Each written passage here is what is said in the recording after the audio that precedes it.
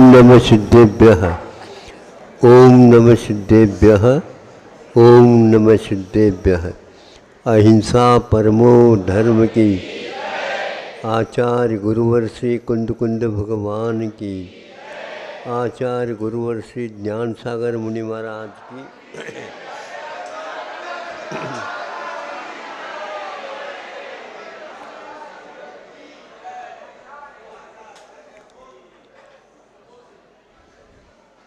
इष्ट का वियोग और अनिष्ट का संयोग,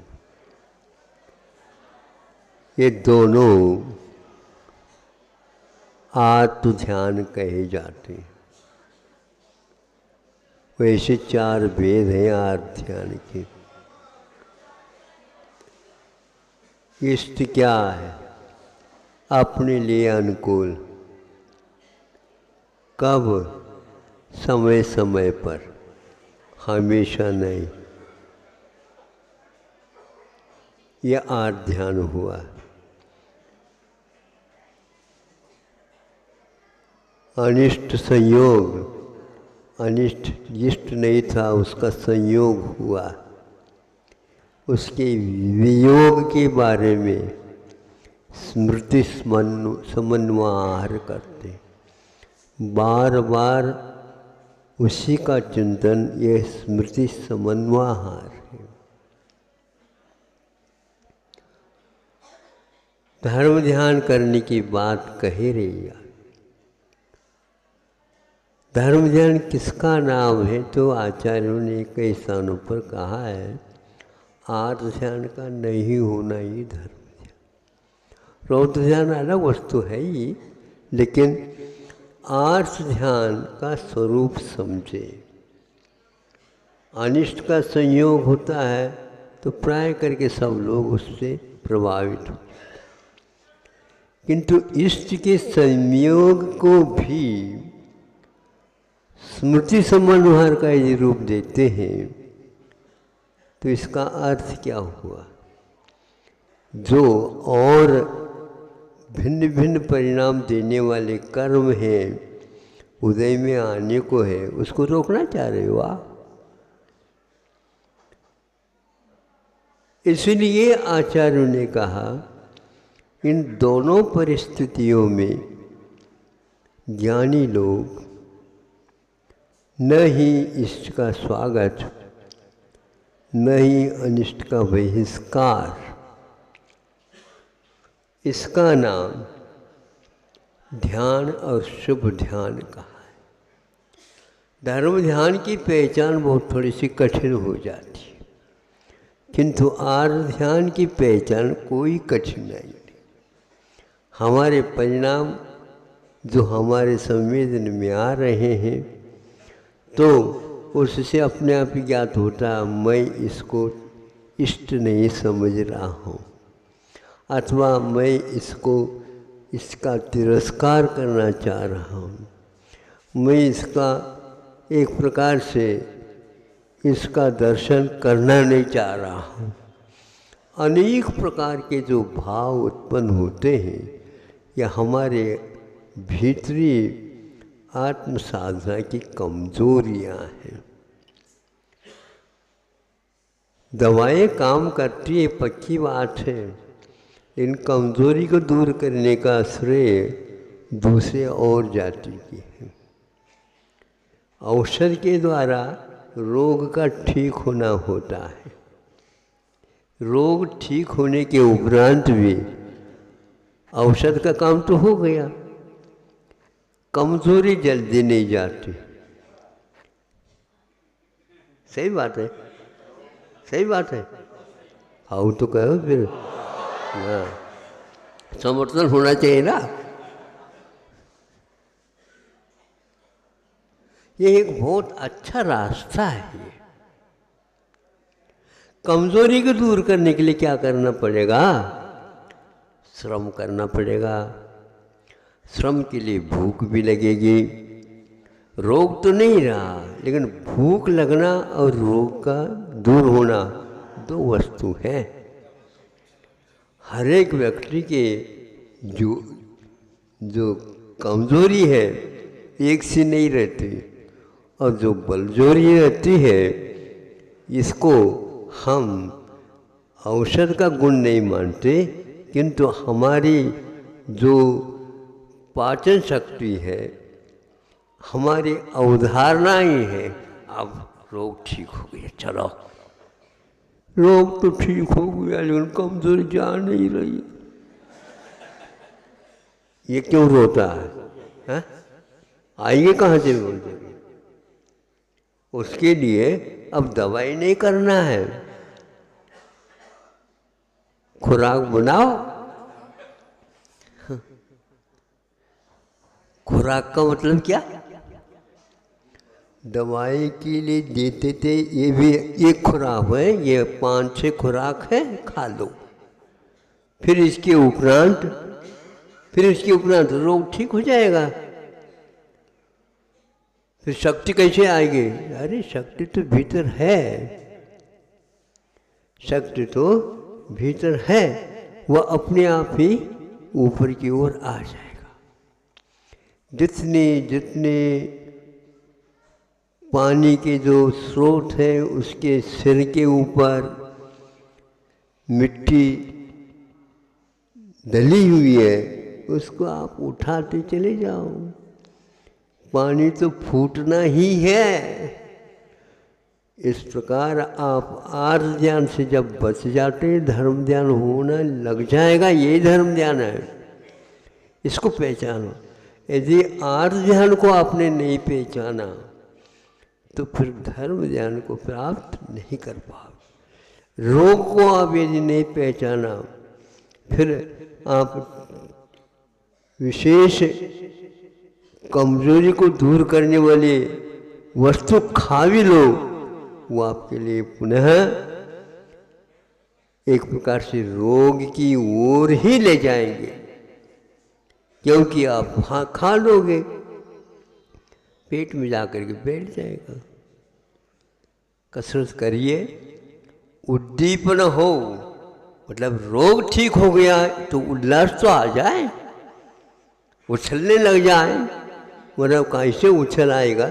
अरे मन में तो उछल आ सकते है ना, वचनों के लिए भी कह सकते हैं अब तो ठीक हो गया मैं, अब तो ठीक हो गया मैं, चल नहीं पा रहा है तो पैर रखूंगा तो चलूंगा।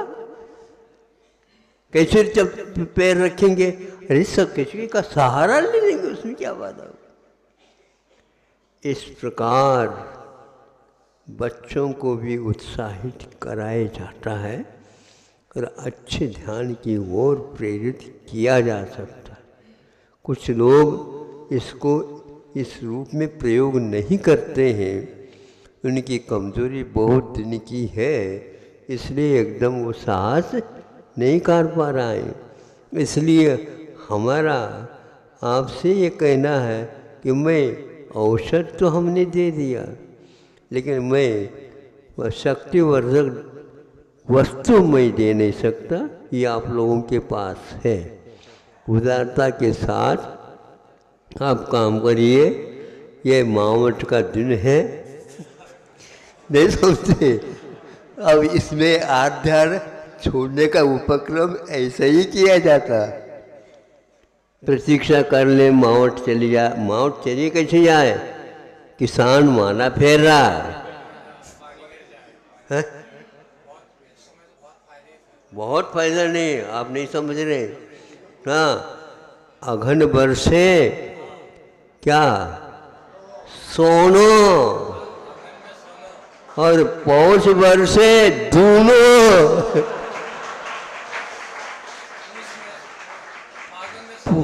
हाँ, और फागण में सब गया, खून सूना सूना हो जाएगा फागुन में। ये तो सोना और ये दूने की बात है। इसलिए हमेशा हमेशा इसमें समता रखना भी धर्म ध्यान है।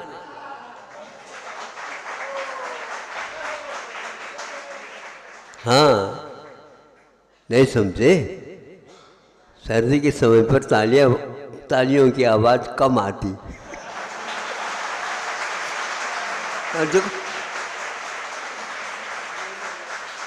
अब हमारे कहने से ये कहाँ से बिजली आ गई, ये करंट कहाँ से आ गई? इसी को बोलते हैं उत्प्रेरक। उत्तेजना में लाना अनिवार्य है। उत्साह भंग नहीं होना चाहिए, किंतु उत्साह का विकास होना चाहिए। लेकिन ये ध्यान रखो, आप लोगों के पास उत्साह कम रहता है, उत्सुकता ज़्यादा रहती है। उत्सुकता और उत्साह में महाराज जमीन आसमान का अंतर है। उत्सुकता एक प्रकार से हमारी गति को रोकने वाली वस्तु होती है। उत्साह, उमंग ये अलग होता है। आचार्यों ने ध्यान के लिए हमेशा हमसे उत्साह चाहिए। उत्साह रखोगे, उत्साहात दर्शनात् रुचे है योग प्रवृत्ति, ये योग की सिद्धि जो होती है विशुद्धि मूलक हुआ करती है, वर्धमान होना चाहिए। क्या वर्धमान? तो हीमान हो गया है। ऐसे व्यक्तियों के साथ देना अच्छा नहीं समझे। विशुद्धि ज़्यादा चाहिए। कभी कभी विशुद्धि आती है तो हमारे प्रमाद के कारण रुक जाती है। इसलिए हमेशा हमेशा अच्छे अच्छे गुणवान व्यक्तियों के पास रहा करो, संगति किया करो। उस संगति के कारण अपने आप ही उछाल आने लग जाता है। इसलिए वृद्धावस्था में भी जवानी आ जाती है। कैसे नहीं आ जाती? हाँ? अरे क्यों नहीं आएगी? आप पर्याय की ओर देख रहे हो इसलिए तो नहीं आती। द्रव्य दृष्टि रखा करो।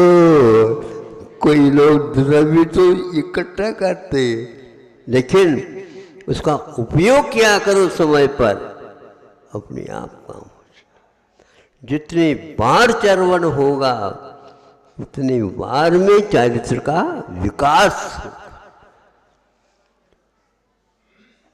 चरण होता चरना चरना, तो चरना तो भोजन का नाम है, किंतु जुगाली करना, बैठे बैठे सार में गैया को देख लो मालूम पड़ेगा। खा करके आई है और उसका पूरा का पूरा बैठे बैठे जिसको वह निकाल करके लाला रस में मिश्रित करके और दूध बनाने की प्रक्रिया में लगा देती है। बिल्कुल उसी में लाला रस उत्पन्न होता है।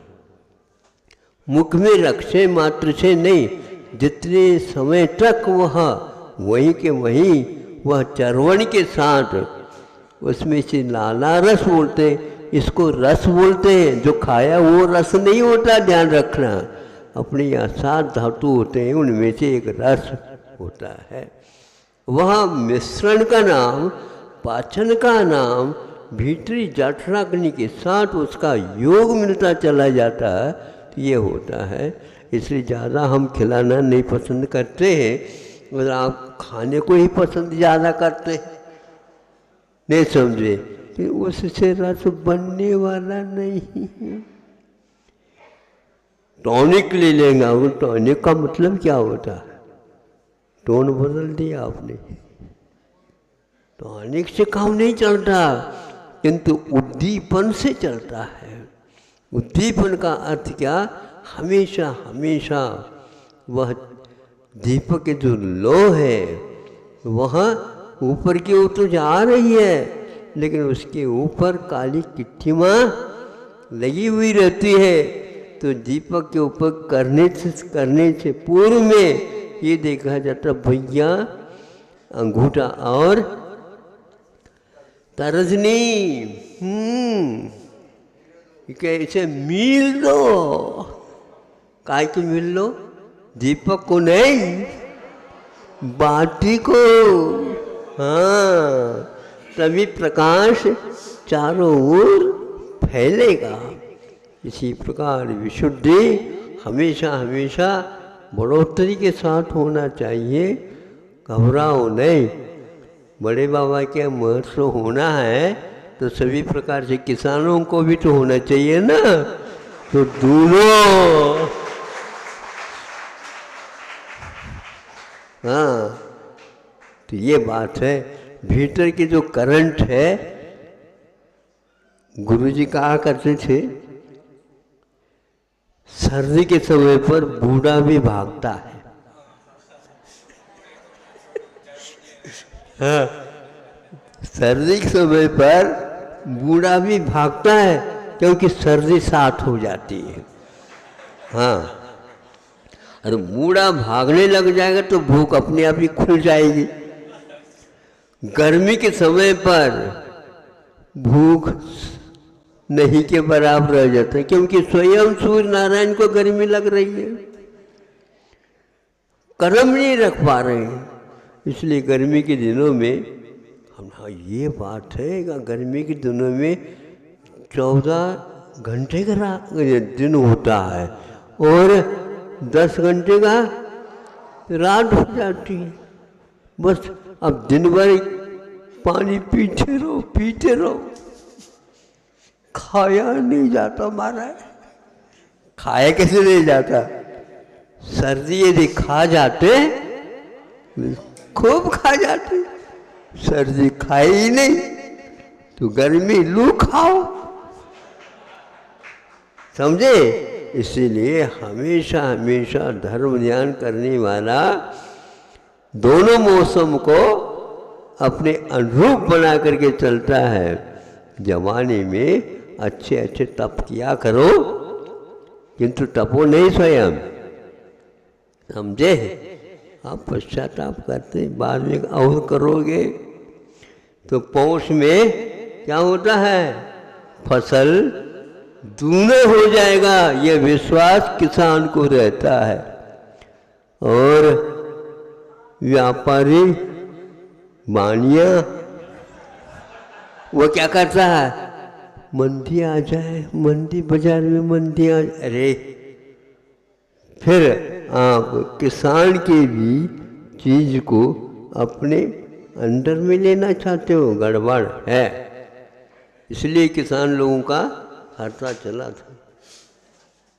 भारत में किसानों के माध्यम से ही भविष्य को आंका जाता है। इसी प्रकार आप लोगों के उत्साह के माध्यम से ही कैसा महोत्सव होना ये सब मालूम पड़ रहा है।